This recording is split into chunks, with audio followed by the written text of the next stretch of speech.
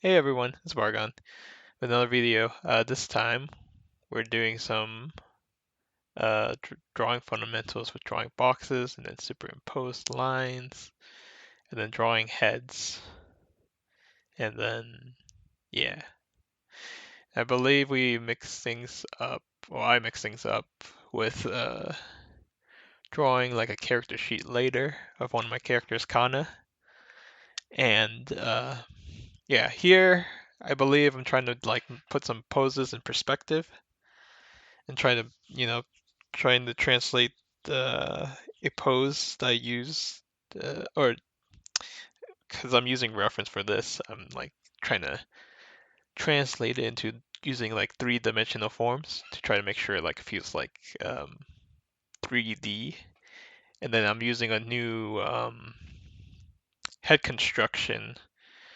I forgot whose head construction it was. I believe it was. Let me see. Let me take a look at my notes. It is by Tom Fox Draws. He uses a head construction that uses like these squares and then he adds more like forms on them. Here I'm drawing aura.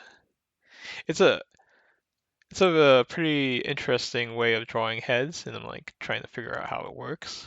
So far it seems very useful to me. Like it's very easy to translate the head into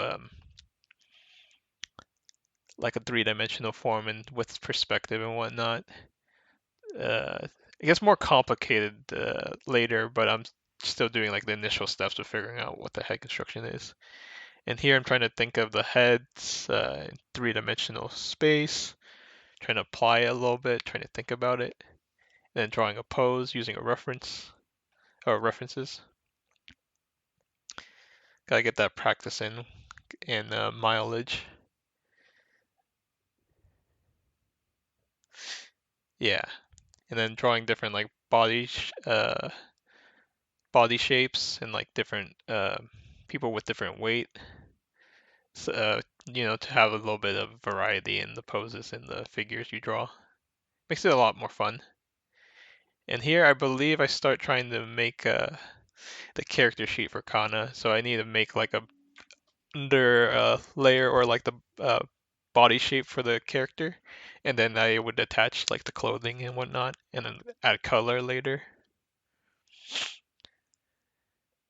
Yeah, I'm trying to clean it up a little bit. And then what I did was I copied the front face and then I was it copy and pasted it, and then just basically drew the features that are in the back, and then I try to match the proportions to make sure that the character isn't like out of proportion, like she has a bigger head than she's supposed to.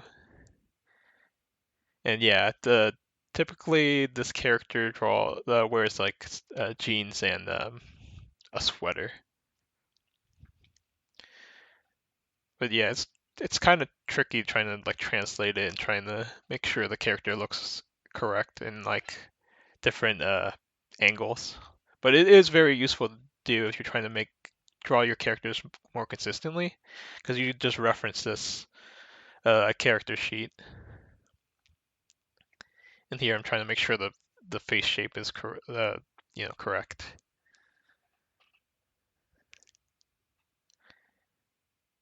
But yeah, sometimes it feels a bit weird having drawing your characters in different angles because they look a lot more different than what you usually draw. But it is good to do to try to figure that out. So if you need to draw them in a different angle, you can. And here I draw different heads, and then I switch it up to color because I can't seem to freaking sit down and do one thing at a time. But yeah, and here I'm coloring Kanna, doing the same thing I usually do, the cooler colors, cooler shadows, and then warmer lights. And here I just do or put down the palette for the character. So if I need to reference the colors quickly, I can. Here I'm drawing the different expressions, although I think I do generally like a similar neutral face. Well, I think. But I would recommend doing like a variety of like expressions for your characters rather than one similar expression like smiling or like a very neutral face so that you can figure out uh, how their faces would like change. But yeah,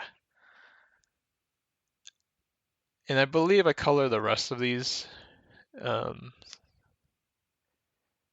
because I already have the palette right there. It makes it easy for me to translate the colors onto the yeah character. But yeah, I think that's about it. Thanks for watching. I'll see you guys next time. Goodbye.